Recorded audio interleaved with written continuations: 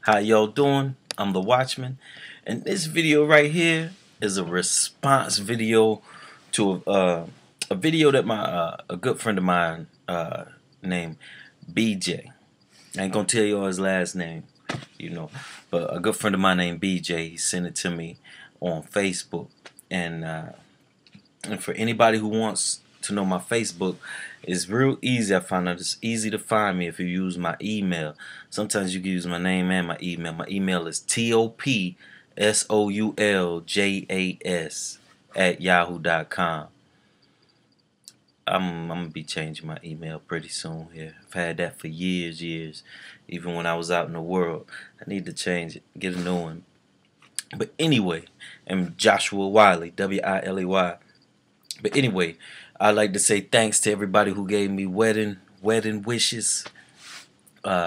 Just to name a few, my friends, my good friends, CJ, Cody, Alex. I appreciate the wishes, y'all, and everybody else who gave me wishes. Love y'all. But anyway, let's get right into this. My good friend BJ sent me a video about Pope Francis, Tony Palmer, and Kenneth Copeland.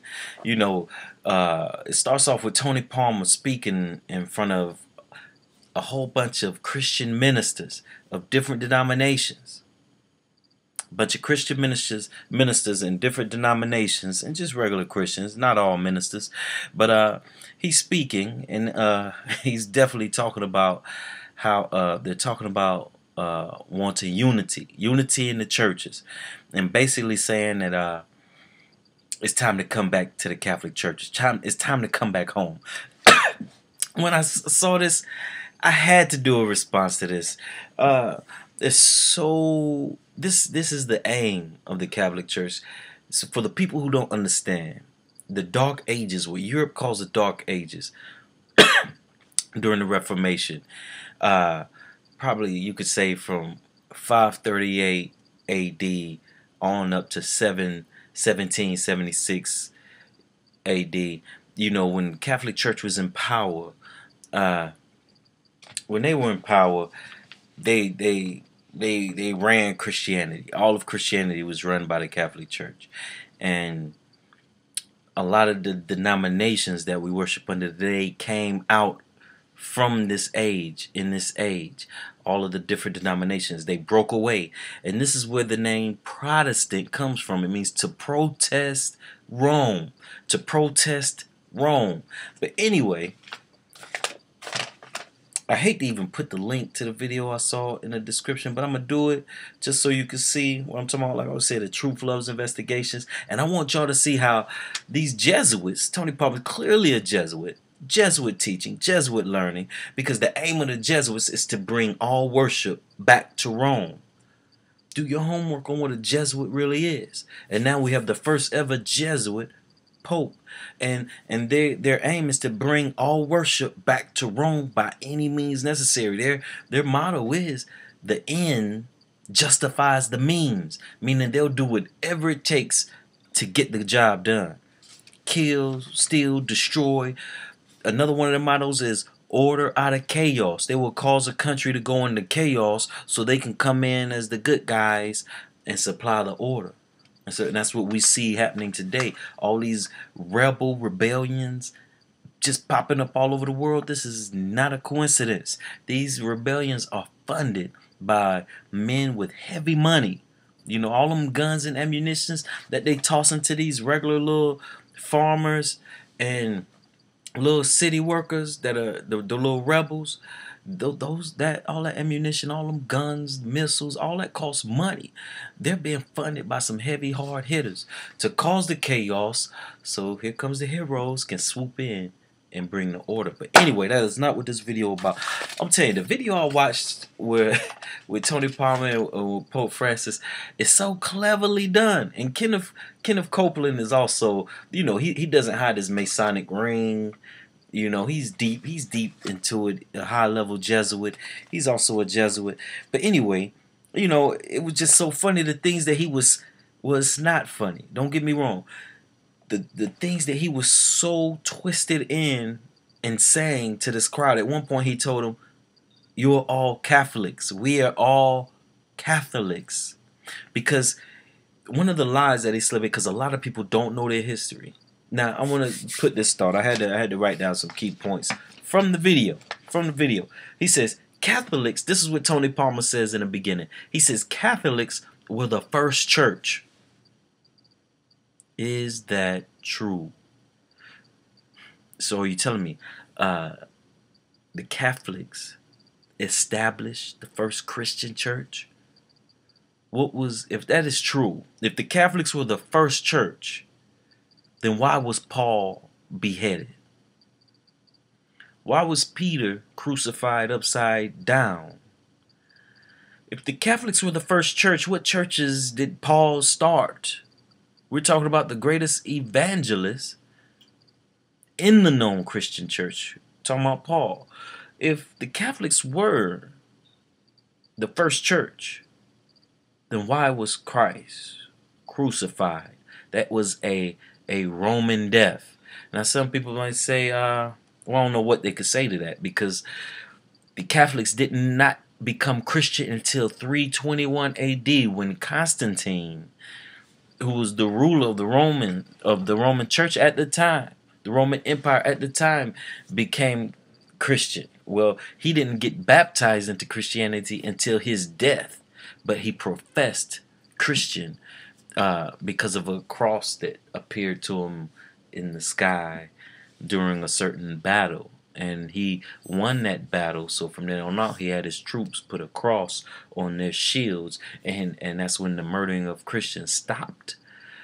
So, you know, Tony Palmer slips this in, and I'm going to put the link so you can see this for yourself, how slick-wise and subtle they play on people's ignorance. Now, before Constantine became converted, this is important, y'all, they were murdering Christians. Now, this Tony Palmer, who so slickly, the Catholics were the first church. Really? Then why were you murdering Christians by the hundreds and thousands? Nero used to tie Christians up on poles and burn them and use them as street lights when he used to race his chariots through the streets. And what is my motto? The truth loves investigation. The truth loves investigation. Google it. He doesn't hide it. They don't hide it at all. The Christians were so hunted and used for excuses of problems of the world back then that during this time of persecution under Nero, the Christians built catacombs, which were actually like the Ninja Turtles in the sewer system. They built these catacombs under Rome where they were living and worshiping. You know, this was so deep, you know.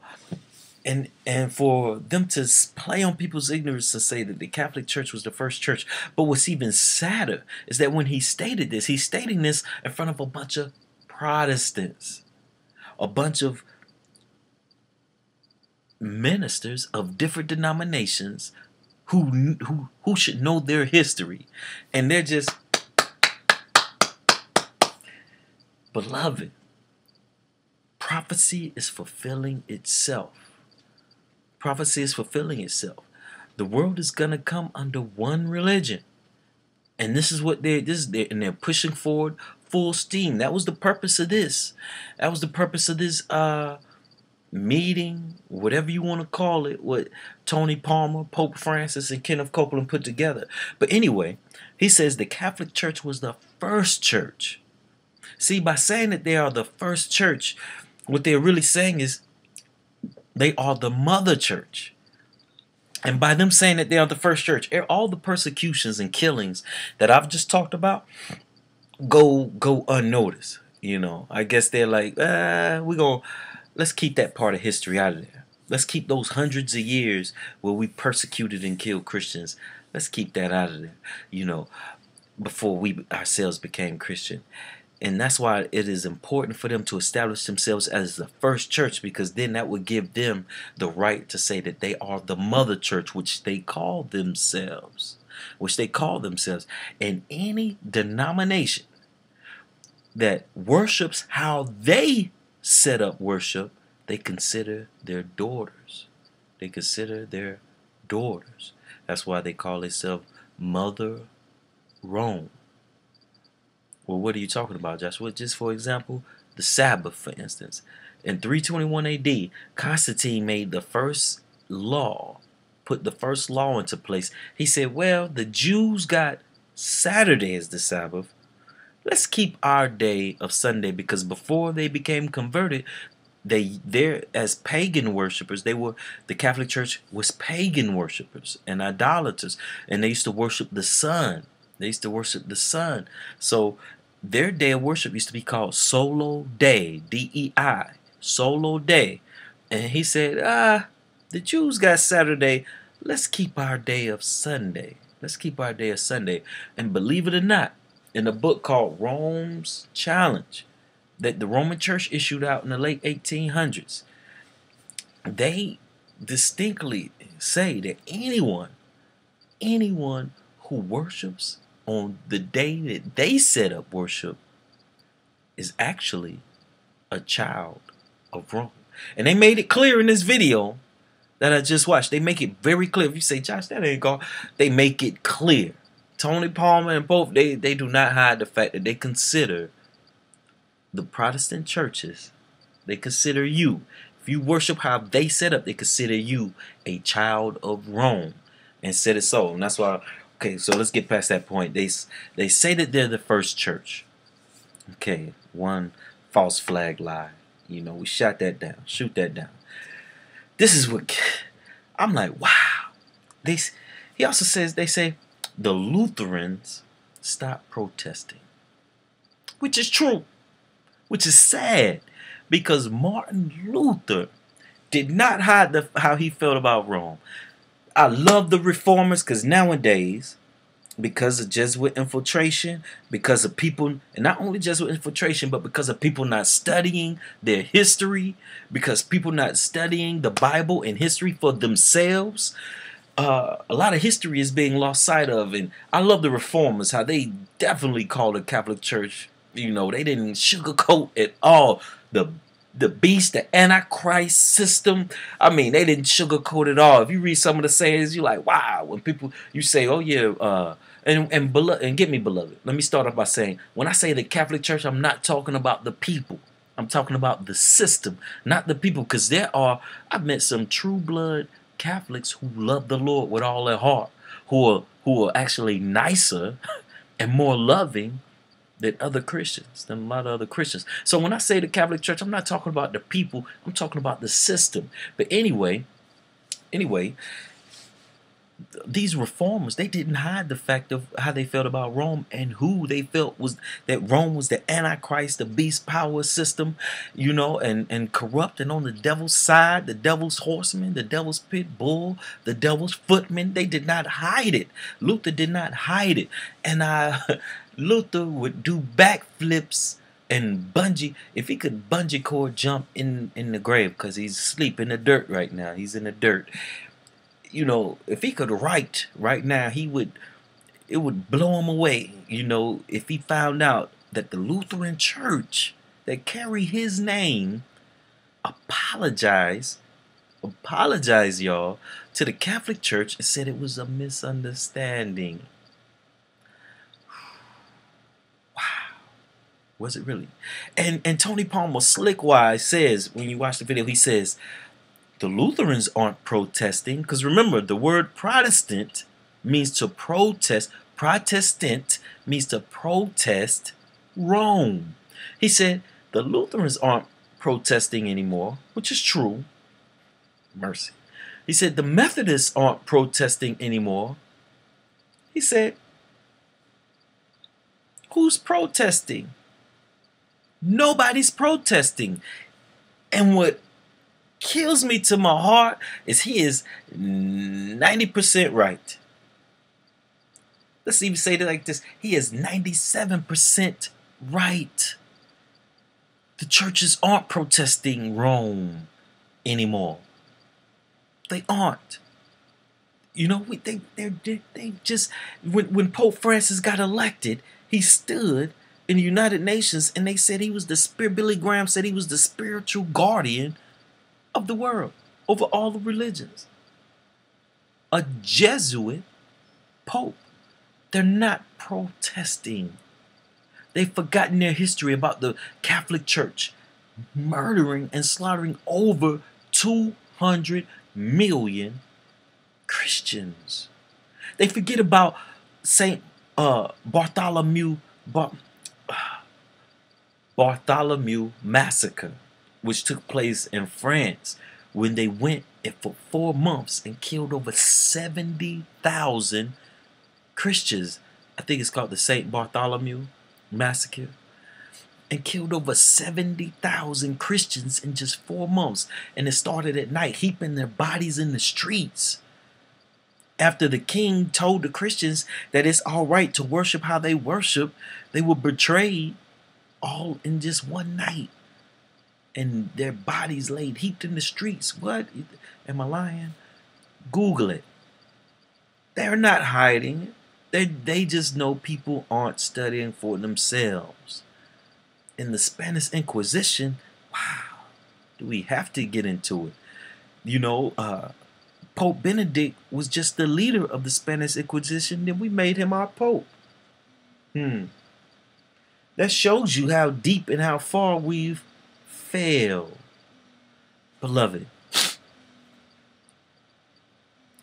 Tony Palmer threw out there, he threw something out there. He said, and the reason why I said he was 97% right, because I have to correct him. And I'm going to do another video. The next video I'm going to do is correcting him.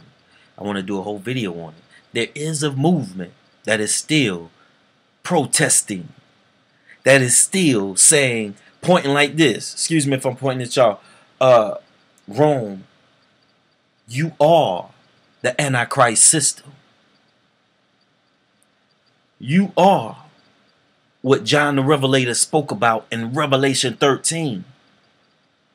There is a movement, and it's called Seventh-day Adventists. Now, don't get me wrong. There are Jesuits who have infiltrated Adventism at high levels.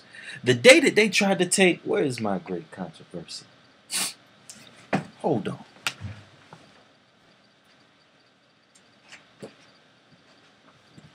The day they tried to take the great controversy. Look at this. Look at how thick this is. Look at this. The Great Controversy, written by Ellen White. Look, there's a picture of Martin Luther right here. This is why Ellen White, you see all these websites and people on here, they're really underlying Jesuits. People on here hating Ellen. And I'm telling you, so many Christians do not read her for themselves.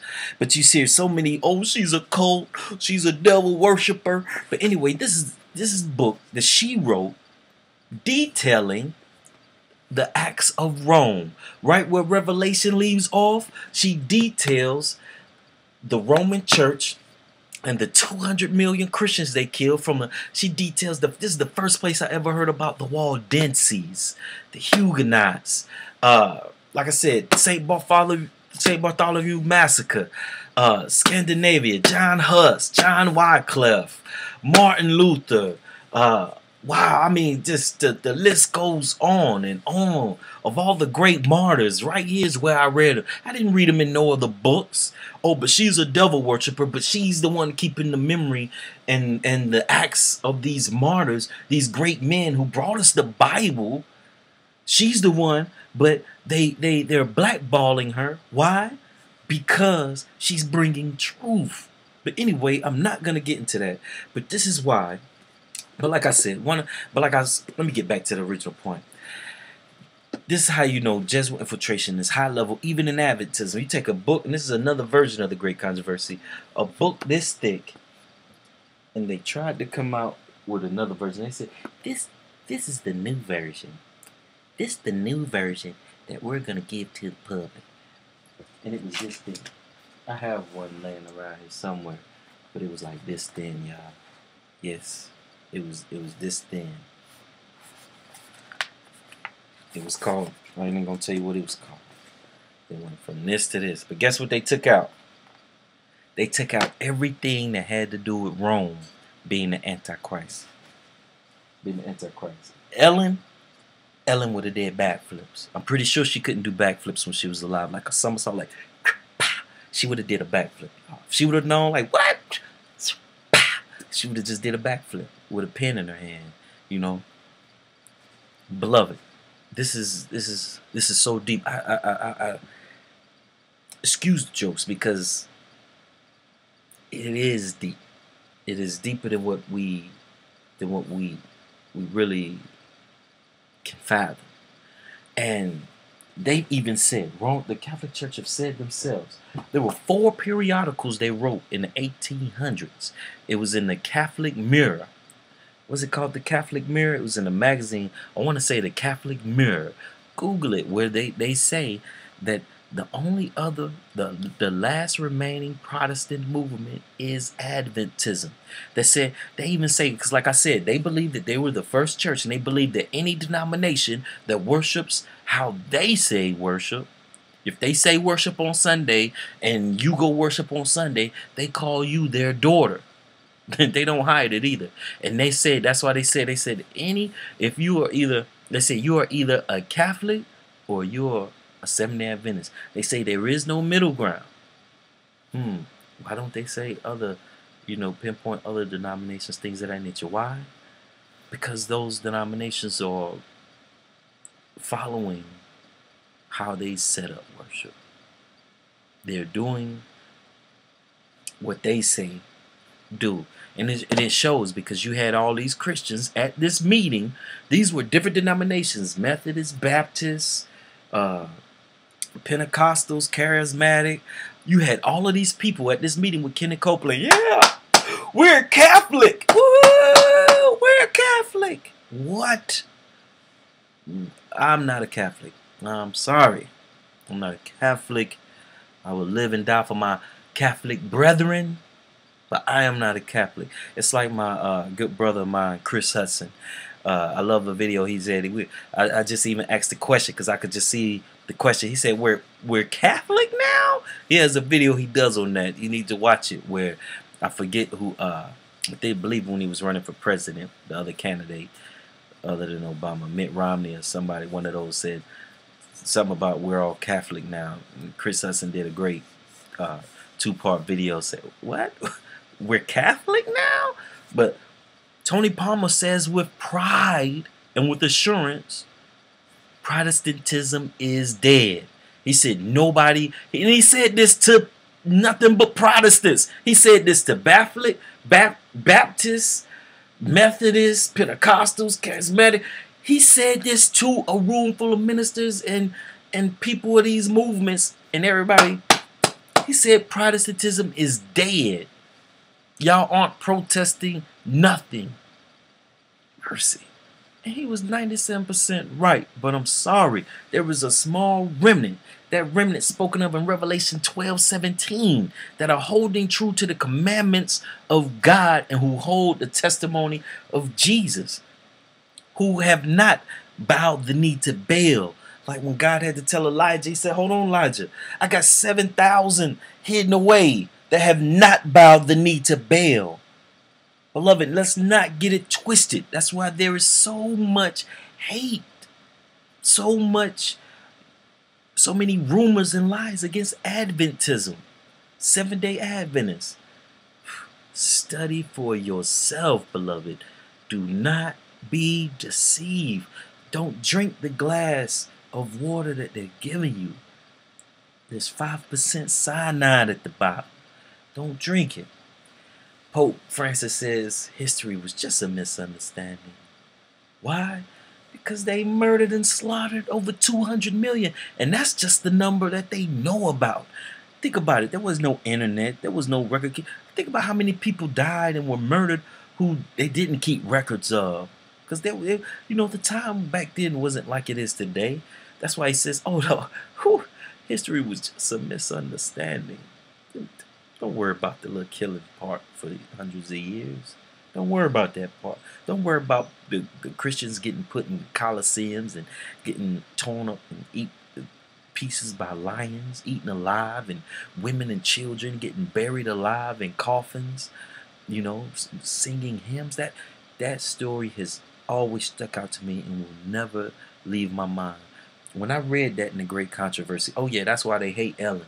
Yeah, that's really a devil worshiper who's going to tell you about Christian women and children who could have recanted They could have recanted their faith and say, I am not a Christian. I don't believe that Jesus, I don't believe in the Bible or whatever. They could have recanted. But instead, they sung hymns and stepped inside those coffins alive. She said you could still hear them humming as they threw the dirt on top of the coffins and died. When I read that, I seen it so clear that it has never left my mind. It's like, Josh, what can you do for God? How can I get to heaven one day and look those women and children in the eye and be like, well, I went to church. I read my. I almost told somebody about the Bible one time. I almost gave a Bible study, but I was a little shy, so I never really gave Bible studies. How can I look them in the eye when I didn't sacrifice either? And I'm not saying you have to go out here and do major things, but are you doing? Are you doing? These people laid down their life, gave up it all for the beauty of Jesus, to tell people about Jesus. They gave it up for you and I. So it is a must. I sit here and plead, study for yourself. Do not be deceived. These people hate Christ. If you're watching this, you love Jesus. Because it's a religious, y'all know this is talking about good and evil. This is a religious video.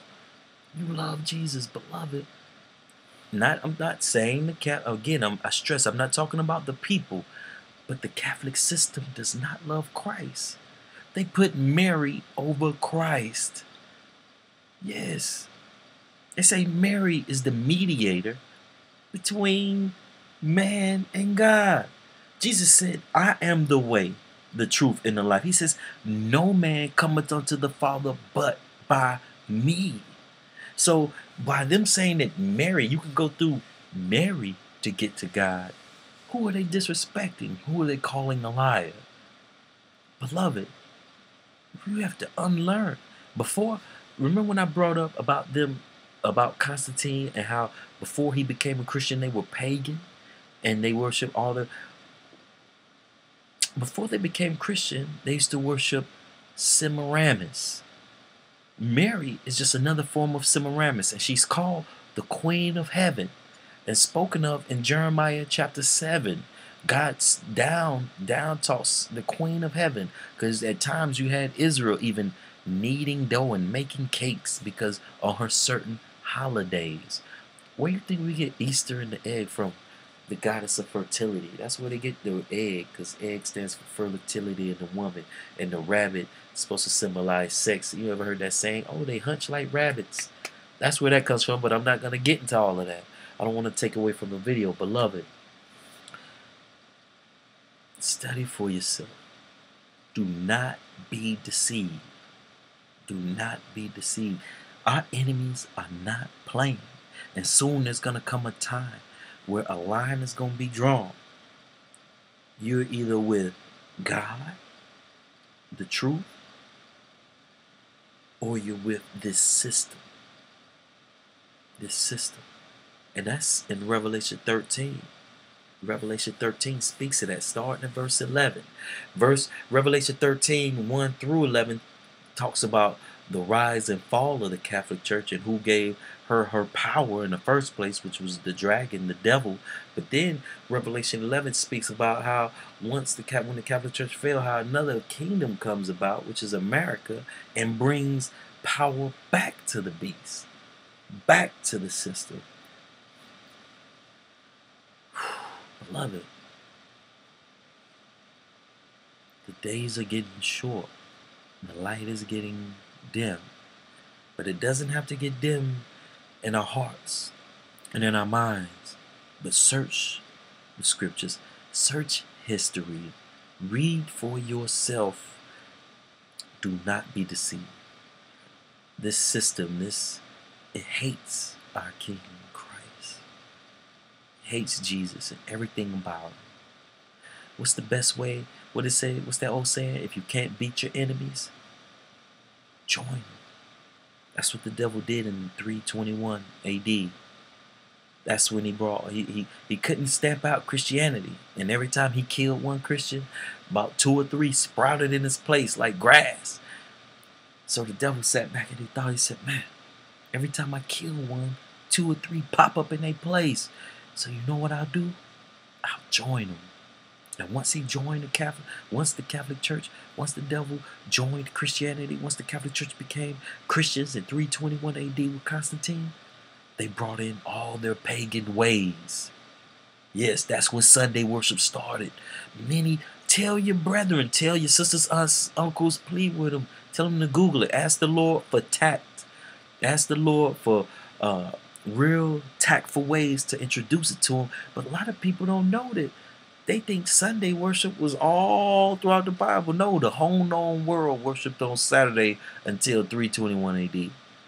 There was no Sunday worship until the Catholic Church became Christian. They are not the first church. Wow, can you imagine? They put John the Beloved, the disciple, Nero put him in a vat of boiling oil. John was the leader of all the disciples were dead. John was the head of the church. Well, Jesus is always the head, but you get what I'm saying? John was the one still keeping the church alive and strong and thriving for over 40 years. John was keeping the church alive and strong. And the Roman Catholic Church put him in a vat of boiling oil to try and kill him. Oh, but you're the first church? But you tried to do away with John the Beloved? And then got frustrated because he's sitting in the vat of oil like this. You know, chilling. Like, can I get a cup of water? I'm a little thirsty. You know, chilling. So that's when they put him on Patmos. Well, that's when Nero got so frustrated, like, I can't even burn him, and put him on Patmos. Beloved, our enemies are not playing at all. They are getting ready. That's the reason I had to do this video, because what I saw in this video was an urgency in their eyes. I saw urgency in their actions.